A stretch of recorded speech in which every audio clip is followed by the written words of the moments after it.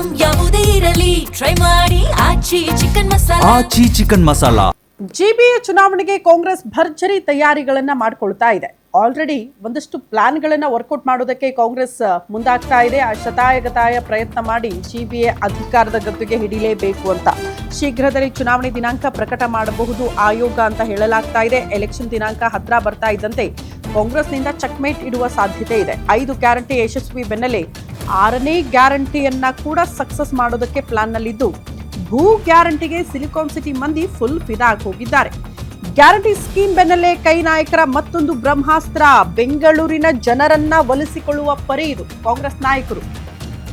ಭೂ ಗ್ಯಾರಂಟಿಗೆ silicon city ಜನ ಕಾಂಗ್ರೆಸ್ಗೆ ಒಲವು ತೋರ್ತಿದ್ದಾರೆ. ಹಾಗಾಗಿ ಜಿಬಿಎ ಎಲೆಕ್ಷನ್ ನಲ್ಲಿ ನಾವೇ ಗೆಲ್ಲಬಹುದು, ಇದನ್ನ ಅತಿ ದೊಡ್ಡ ಅಸ್ತ್ರ ಮಾಡ್ಕೊಂಡು ಹೋಗಬೇಕು ಜನರ ಬಳಿ ಅಂತ ಕಾಂಗ್ರೆಸ್ ನಾಯಕರು ನಿರ್ಧಾರ ಮಾಡಿದ್ದಾರಂತೆ. ಎಷ್ಟರ ಮಟ್ಟಿಗೆ ಈ ಬ್ರಹ್ಮಾಸ್ತ್ರ ವರ್ಕೌಟ್ ಆಗುತ್ತೆ ಜಿಬಿಎ ಅಧಿಕಾರ ಹಿಡಿಯುವಲ್ಲಿ ಅನ್ನೋದನ್ನ ಕಾದ್ ನೋಡಬೇಕು.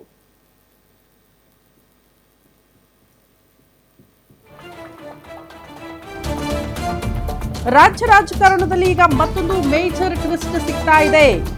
ರಾಜ್ಯದಲ್ಲಿ ಮತ್ತೆ ಮುಂಚೂಣಿಗೆ ಬಂತ ಆಪರೇಷನ್ ಹಸ್ತ ಅನ್ನೋದು ಕುತೂಹಲಕ್ಕೆ ಕಾರಣ ಆಗ್ತಾ ಇದೆ. ಬಿಜೆಪಿ ಜೆಡಿಎಸ್ನ ಮಾಜಿ ಕಾರ್ಪೊರೇಟರ್ಸ್ಗೆ ಕಾಂಗ್ರೆಸ್ ಗಾಳ ಹಾಕ್ತಾ ಇದೆಯಾ? ಕಾಂಗ್ರೆಸ್ ಸೇರೋದಕ್ಕೆ ತುದಿಗಾಲಲ್ಲಿ ನಿಂತಿದ್ದಾರಂತೆ ಎಕ್ಸ್ ಕಾರ್ಪೊರೇಟರ್ಸ್. ಪಕ್ಷದ ಮುಖಂಡರ ಜೊತೆ ಒಂದು ಸುತ್ತಿನ ಮಾತುಕತೆಯು ಅಂತ್ಯಗೊಂಡಿದೆ ಅನ್ನೋದ್ರ ಬಗ್ಗೆ ಡೀಟೇಲ್ ಸಿಗ್ತಾ ಇದೆ. ದೋಸ್ತಿ ಪಕ್ಷಗಳಿಗೆ ಆ ಮೂಲಕ ಬಿಗ್ ಶಾಕ್ ಕೊಡೋದಕ್ಕೆ ಡಿಸಿಎಂ ಡಿಕೆ ಶಿವಕುಮಾರ್ ಅವರು ತಯಾರಾಗಿದ್ದಾರಾ? ಆ ಬೆಳವಣಿಗೆಗಳು ತೆರೆಮರೆಯಲ್ಲಿ ಆಲ್ರೆಡಿ ಆರಂಭ ಆಗಿದೆಯಾ ಅನ್ನೋದು ಕುತೂಹಲ.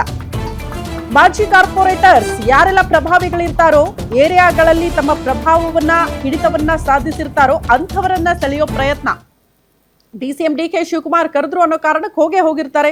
ಒಂದು ಸುತ್ತಿನ ಮಾತುಕತೆ ಕೂಡ ಆಲ್ರೆಡಿ ಆಗಿದೆ ಅಂತೆ. ಯಾವ ಕ್ಷಣದಲ್ಲಾದ್ರೂ ಕಾಂಗ್ರೆಸ್ ಸೇರ್ಪಡೆ ಆಗುವ ಸಾಧ್ಯತೆ ಇದೆ ಅಧಿಕೃತವಾಗಿ. ಆ ಮೂಲಕ ಮೈತ್ರಿ ಪಕ್ಷಗಳಿಗೆ ಶಾಕ್ ಕೊಡೋದಕ್ಕೆ ಡಿಸಿಎಂ ಡಿಕೆ ಶಿವಕುಮಾರ್ ಮಾಡಿರುವಂತಹ ಪ್ಲಾನ್ ಇದು.